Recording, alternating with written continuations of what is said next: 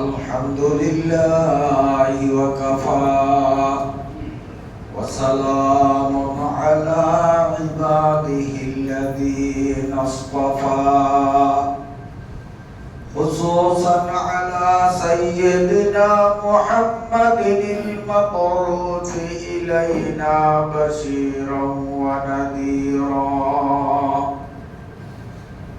صلى الله تعالى عليه وعلى آله وسلم تسليما كثيرا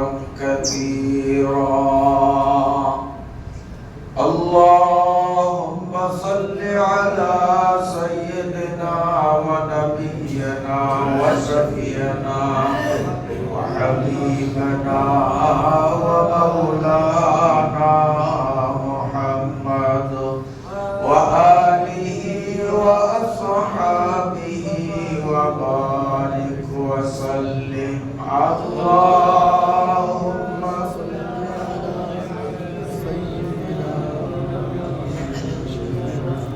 وحبيبنا ومولانا محمد وآله وأصحابه وبارك وسلم اللهم صل على سيدنا ونبينا وشفينا وحبيبنا ومولانا محمد وآله وأصحابه وبارك وسلم بلغ العلا بكماله كشف الدجى بجماله حسنت جميع خصاله صلوا عليه وآله أما بعد فأعوذ بالله من الشيطان الرجيم بسم الله الرحمن الرحيم أفلا ينظرون إلى الإبل كيف خلقت وإلى السماء كيف رفعت وإلى الجبال كيف نصبت وإلى الأرض كيف سطحت فذكر إنما أنت مذكر لست عليهم بمسيطر إلا من تولى وكفر فيعذبه الله العذاب الأكبر إن إلينا إيابهم ثم إن علينا حسابهم صدق الله مولانا العظيم প্রথমেই দয়াময় মহান আল্লাহ পাক রব্বুল আলামিনের দরবারে কৃতজ্ঞতা আদায় করছি যার দয়া আর মেহেরবানির ফলশ্রুতিতে আমরা সুস্থ বদনে সালাতুল জুমা সমাপনের উদ্দেশ্যে যথাসময়ে সুস্থ বদনে আল্লাহর ঘরে আসার সুযোগ পেলাম আলহামদুলিল্লাহ। মুসলমান যখনই আল্লাহর ঘর মসজিদে প্রবেশ করে তখনই তার নাম আল্লাহর ওলিদের লিস্টিভুক্ত হয়েছে। সুবহানাল্লাহ। প্রমাণ হাদিস শরীফে বর্ণিত আছে, মুসলমান মসজিদে ঢুকে যদি পারস্পরিক ব্যক্তিগত দুনিয়াবি কোনো আলাপ আলোচনায় লিপ্ত হয়ে যায়, মসজিদে বসে দুনিয়াবি অহেতুক আলাপ আলোচনা কথাবার্তায় যদি মগ্ন হয়ে যায়, তখন এক ফেরেশতা তাকে সম্বোধন করে বলে, উসকুত ইয়া ওলি আল্লাহ, হে আল্লাহর ওলি, কথা বন্ধ করো। সম্বোধন কি করে করলো? ওলি, হে আল্লাহর ওলি, কথা বন্ধ করো, চুপ থাকো। তো এই হাদিস দ্বারা বোঝা যায় যে মসজিদে ঢোকার সাথে সাথে সে আল্লাহর ওলিতে পরিগণিত হয়ে যায়। সুবহানাল্লাহ। এরপরেও যদি কথা চলতে থাকে, তো ফেরেশতা এবার একটু রাগান্বিত হয়ে বলে, উসকুত ইয়া আব্দাল্লাহ, ও আল্লাহর বান্দা, থামো, কথা বন্ধ করো। প্রথম বলছে, হে আল্লাহর ওলি, ওলি অর্থ বন্ধু, হে আল্লাহর বন্ধু, চুপ থাকো, কথা চলতেছে। তো ফেরেশতা দ্বিতীয় ধাপে বলে, উসকুত ইয়া আব্দাল্লাহ, হে আল্লাহর বান্দা, চুপ করো না। তো ওলি বলছে, এবার তাকে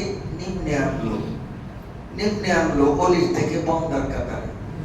তারপরেও যদি কথা চলতে থাকে, কথা বন্ধ না হয়, তো ফেরেশতা এবার উৎসাহিত হয়ে বলেন, উসকুত ইয়া আদুওয়াল্লাহ, হে আল্লাহর শত্রু, আল্লাহর দুশমন, চুপ কর।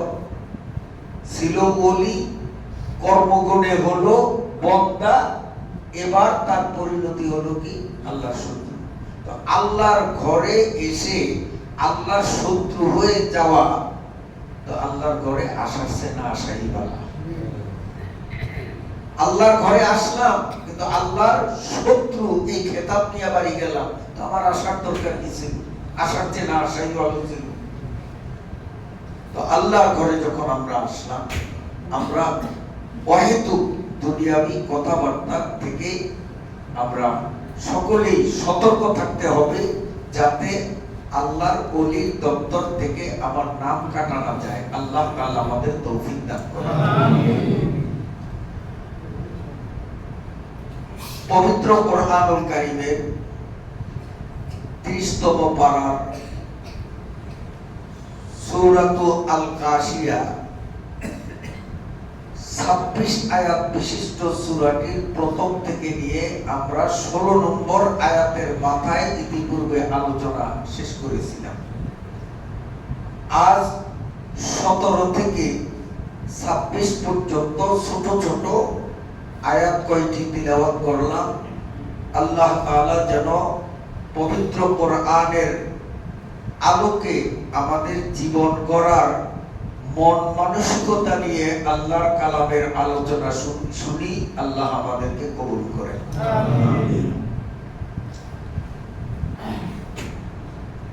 আজকের তেলাওয়াতকৃত আয়াতগুলোর পূর্ববর্তী কয়েকটি আয়াতে আমরা জেনেছি আল্লাহ তাআলা কাফের বেঈমানদের জাহান্নামের আযাবের কিছু বর্ণনা দিয়ে সাথে সাথে ঈমানদার আমলদার মুমিন মুসলমানদের জন্য জান্নাতে যে কল্পনাতীত নিয়ামত রাজি বিদ্যমান রেখেছেন তার কিছুটা বর্ণনা দিয়েছেন।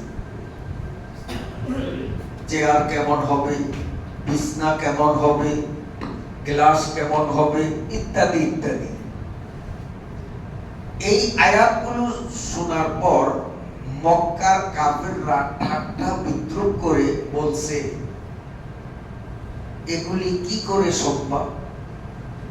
এই জান্নাতের যেসব নিয়ামত রাজির আলোচনা কোরআনের মাধ্যমে শোনানো হলো, এগুলো কি আদৌ সম্ভব? তাদের মনে সন্দেহ। এর কোনো দৃষ্টান্ত তো আমরা দুনিয়াতে দেখি না। যদি দুনিয়াতে এর কোনো নজির, এর কোনো দৃষ্টান্ত দেখতাম, তো আমরা ধরে নিতে পারতাম হয়তো পরকালে এমনটা হওয়া সম্ভব। কিন্তু এই ধরনের অসম্ভব জিনিস কি করে সম্ভব হবে? যখন এই জাতীয় কথা ঠাট্টা বিদ্রূপ করে কাফেররা বলা বলি শুরু করলো, তাদেরকে নিরুত্তর করার জন্য, তাদের মুখ বন্ধ করে দেওয়ার জন্য আল্লাহ তাআলা এবার তাদের উদ্দেশ্য করে আয়াত নাযিল করলেন। সূরাত আল গাশিয়ার 17 নম্বর আয়াত থেকে 26 নম্বর এই কয়টি আয়াত। আল্লাহ পাক বলেন, আফালা ইয়ানজুরুনা ইলাল ইবিলি কাইফা খুলিকাত। এই সমালোচক বৃন্দ জান্নাতের অবিশ্বাস্য নেয়ামতের বিদ্যমানতায় যারা সন্দিহান, এরা উটের দিকে কেন তাকায় না? আফালা ইয়ানজুরুনা ইলাল ইবিল, এরা উটের দিকে, যেহেতু কোরআন নাজিল হয়েছে আরবে, আর আরবে উটের প্রচলন অ্যাভেলেবেল, এজন্য আল্লাহ তাআলা আরববাসীদেরকে লক্ষ্য করে উটের কথা বলেছেন। হয়তো যদি কোরআন বাংলাদেশে নাজিল হইতো তো উটের জায়গা হয়তো গরুর কথাই উল্লেখ হতো, কারণ বাংলাদেশে উট নাই, গরু তো আছে। তো আল্লাহ বলেন, আফালা ইয়ানজুরুনা ইলাল ইবিল কাইফা খুলিকাত, উট কিভাবে সৃষ্ট হলো, উটের সৃষ্টি নৈপুণ্যতার দিকে এরা কেন নজর করে না? তাহলেই তো জান্নাত বোঝা তাদের জন্য সহজ। কিভাবে? ওই যে বলা হয়েছে জান্নাতের এক একটা তোষক জাজির বা বিছনা এত মোটা হবে যে ওর নিচের থেকে উপর পর্যন্ত এর পুরো উচ্চতা হবে 500 বছরের রাস্তা। এখন এত উঁচু বিছনায় আরোহণ করবে কিভাবে, শুবে কিভাবে, এটি ছিল তাদের প্রশ্ন। তার জবাবে আল্লাহ বললেন, এই নির্বোধ বেকুবরা উটের দিকে কেন তাকায় না? কত উঁচু প্রাণী, তার মাথা কত উচ্চতায়, পিঠ কত উপরে, কিন্তু যখনই আরোহী তার পৃষ্ঠে আরোহণ করবে তখন সে এভাবে নিম্ন হয়ে তার পিঠটাকে জমিনের কাছাকাছি আনে, যাতে আরোহী তার পিঠে আরোহণ করতে মোটেও কষ্ট না হয়। যখন সে পিঠ চেপে বসে তখন আবার সে আবার উপরে উঠে যায়। জান্নাতের তোষকের অবস্থা তেমনই হবে।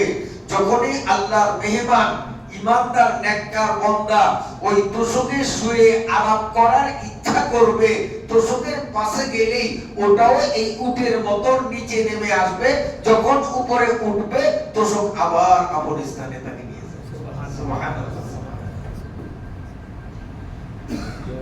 চতুষ্পদ প্রাণী জগতের মধ্যে উটকে আল্লাহ অনেকগুলো একক ও অনন্য বৈশিষ্ট্য মণ্ডিত করে সৃষ্টি করেছেন।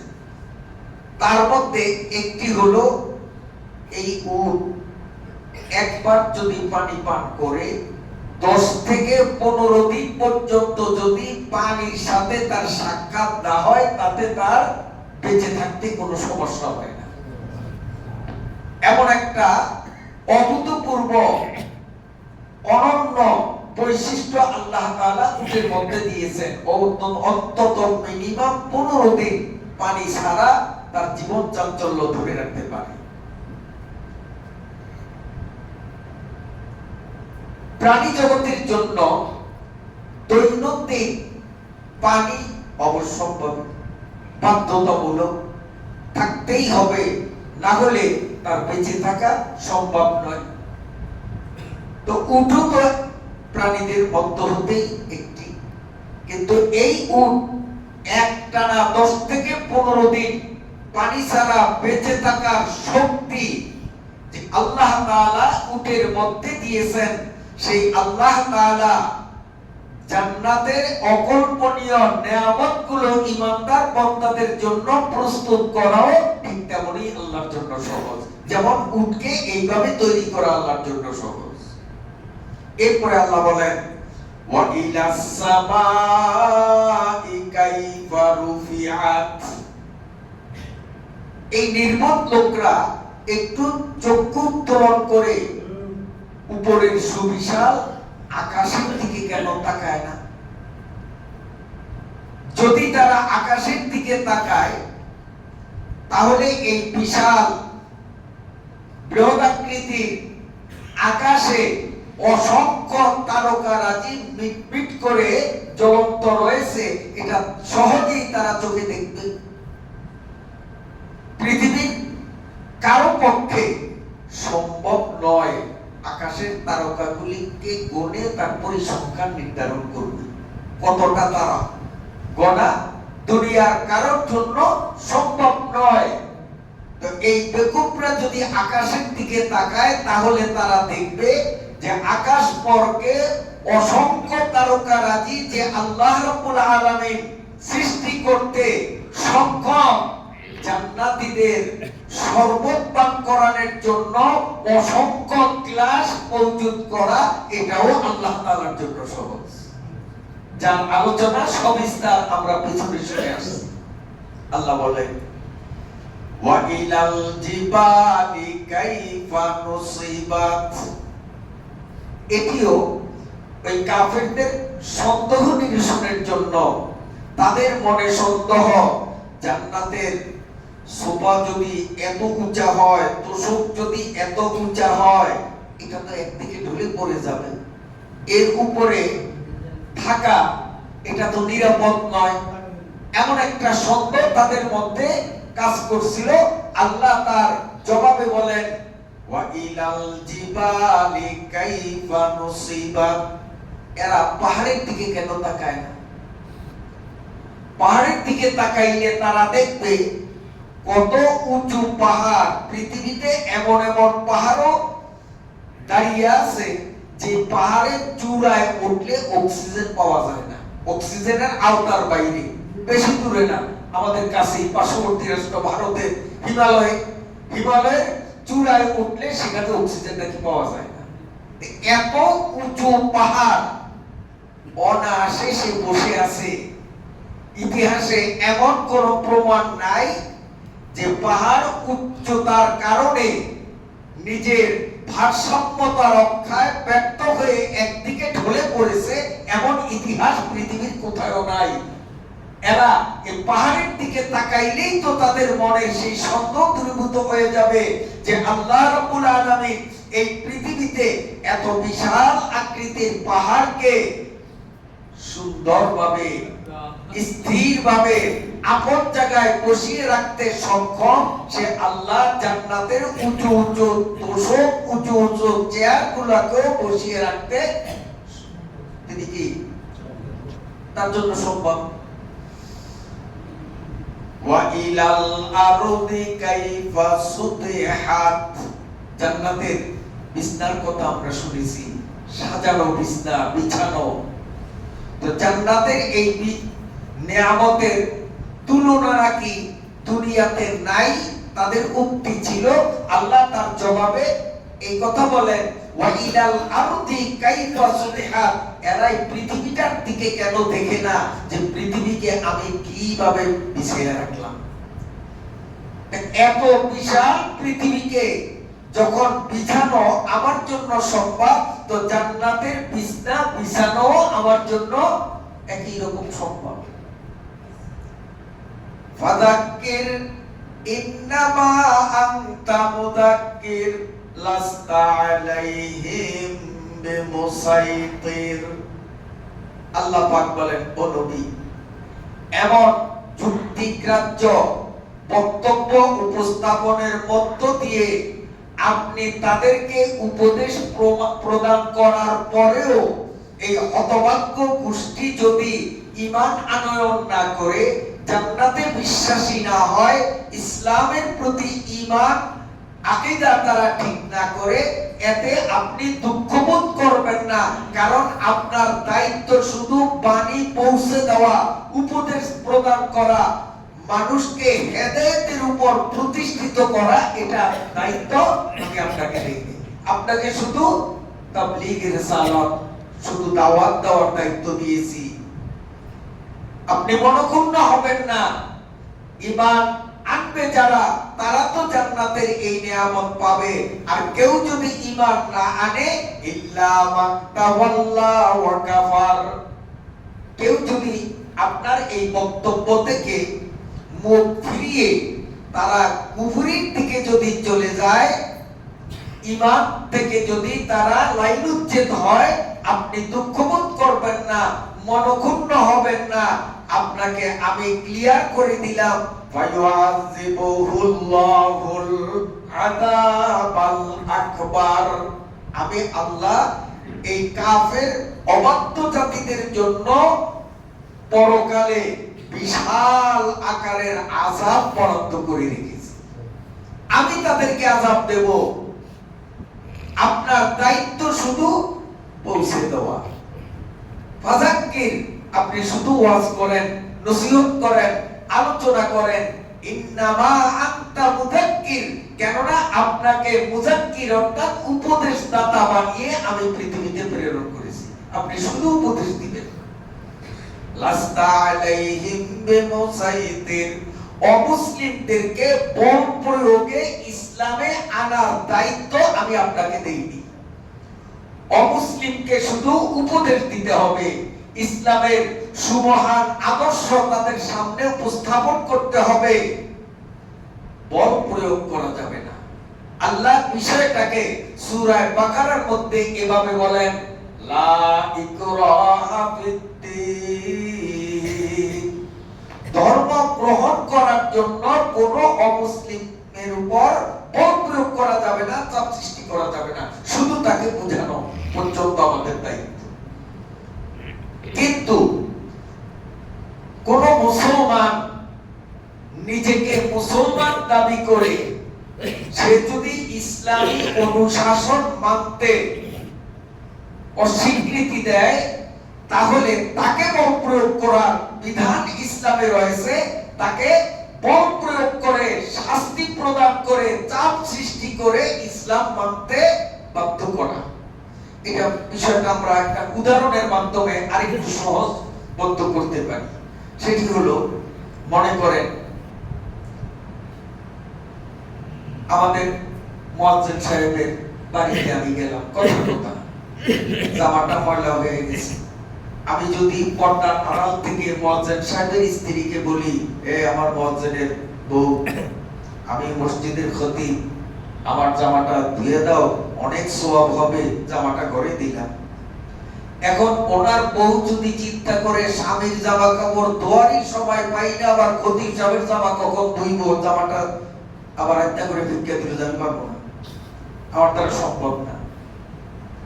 এমত অবস্থায় আমার এই অধিকার নাই যে মুয়াজ্জিন সাহেবের বউর ঘাড় ধইরা পিঠের উপরে কয়েকটা লাগাইয়া জামা দিলাম, কেন ধুইলি না? বলেন অধিকার আছে আমার? পারবো? কোন আইনে আমার এই অধিকার নাই।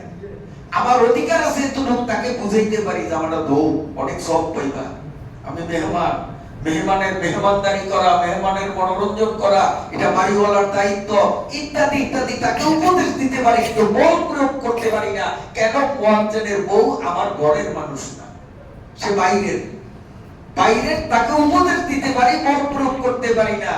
কিন্তু আমার ঘরের, আমার স্ত্রী, আমার বউ, আমি জামাটা তারে দিলাম যে আজকে জুমায় যাব, জামাটা ধুয়ে দাও। সে যদি জামা না ধোয়, আমি তাকে বল প্রয়োগ করতে পারবো যে আমার খাও, আমার পরো, আমার সবকিছু ভোগ করো, আমার হুকুম কেন মানবা না? আমি আমার বউর উপরে বল প্রয়োগ করতে পারবো কিনা? পারবো। মুয়াজ্জিনের বউর উপরে পারবো না, কারণ সে বাইরের লোক। আমার বউ আমার ঘরের লোক, তার উপরে বল প্রয়োগ করার অধিকার শতভাগ আমার রয়েছে। ঠিক হিন্দু, বৌদ্ধ, কাফের, বেঈমান, নাস্তিক এগুলো সব বাইরের, এদেরকে শুধু উপদেশ দেওয়া যাবে, চাপ সৃষ্টি করা যাবে না। কিন্তু মুসলমান আমরা যারা সব ইসলাম ঘরের সদস্য, অতএব ইসলাম ঘরের কোন সদস্য যদি ইসলামের অনুশাসন মানতে অস্বীকৃতি জানায়, তখন তার উপরে বল প্রয়োগ করে, প্রয়োজনে তাকে সাজা প্রদান করেও ইসলামের অনুশাসন মানার জন্য বাধ্য করার অধিকার আমাদের রয়েছে। আল্লাহ তাআলা বলেন, ফাযাক্কির ইন্নামা আনতা মুযাক্কির। এই কাফির বেঈমানদেরকে, এরা যেহেতু বাইরের লোক, ঘরের লোক না, ফাযাক্কির আপনি এদের শুধু উপদেশ দেন, ফজিলত বর্ণনা করেন। আপনাকে আমি উপদেশদাতা হিসাবে প্রেরণ করেছি। লাস্তা আলাইহিম বিমুসাইতির, এই বাইরের লোকগুলাকে ইসলামে প্রবেশের জন্য বল প্রয়োগকারী করে আপনাকে আমি দুনিয়াতে পাঠাইনি। ইল্লা মান তাওয়াল্লা ওয়া কাফার। হ্যাঁ, আপনার উপদেশ প্রদানের পরও, নসিহত করার পরও যারা চেহারা ঘুরাবে, কাফের হয়ে যাবে, ফায়ুআযিবুহুল্লাহুল আযাবাল আকবার। আপনি নিশ্চিত থাকেন, এই বেয়াদবগুলোকে সাইজ করার জন্য আমি আল্লাহ যথেষ্ট। তাদেরকে আমি বড় ভয়াবহ সাজা প্রদানের মাধ্যমে আমি তাদেরকে শায়েস্তা করব। ইন্না ইলাইনা ইয়াবাহুম। আল্লাহ বলেন, ও নবী, ওরা দুনিয়াটা মস্ত বড়, খাও দাও ফুর্তি করো, এই বলে মস্ত বড় দুনিয়ার যেখানেই যে প্রান্তে যাক না কেন, ইন্না ইলাইনা ইয়াবাহুম, শেষ মেশ আমি আল্লাহর কাছেই আসতে হবে। আমার কাছে আসা ছাড়া তাদের বিকল্প আর কোনো উপায় নাই, ঠিকানা নাই। ইন্না ইলাইনা ইয়াবাহুম, এদের আমার কাছেই প্রত্যাবর্তন করতে হবে। সুম্মা ইন্না আলাইনা হিসাবাহুম, এবং আমি আল্লাহ নিজের উপর নিজে দায়িত্ব নিয়েছি যে এই কাফের বেঈমানদেরকে যতোচিত আমি হিসাব নিব, হাসরের মাঠে হিসাব নিব। আর হাসরের মাঠে আল্লাহ যার থেকে হিসাব তলব করবেন, আল্লাহর কাছে হিসাব দিয়ে সে রক্ষা পাবে, এমন কোন মানুষ পৃথিবীতে আসেনি, বর্তমানেও নেই, ভবিষ্যতেও আসবে না। আল্লাহ যাকে ধরবে, মামনুকি সাফাকাত হালাক, আল্লাহ যাকে বলবেন হিসাব দিয়া যা, তোর হিসাব নিব, তার ধ্বংস নিশ্চিত, বাঁচতে পারবে না।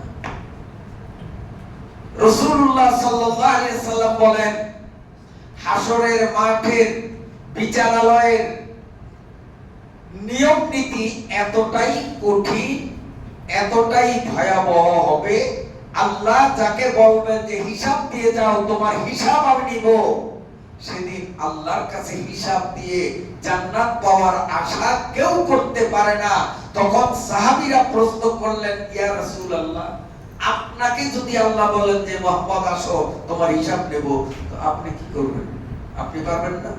নবী আলাইহিস সালাম জবাবে বললেন, ইল্লা আন তাগাম্মাদানি আল্লাহু বিরাহমাতি, আমার আল্লাহ দয়া পরবশ হয়ে আমাকে যদি বলে মুহাম্মদ তোর হিসাব লাগবে না, তুই জান্নাতে যা, তো আমি জান্নাতে যাওয়ার আশা করতে পারি। আল্লাহ যদি আমাকে বলে মুহাম্মদ হিসাব দাও, তা হিসাব দিয়ে জান্নাতে যাওয়ার শক্তি আমারও নাই।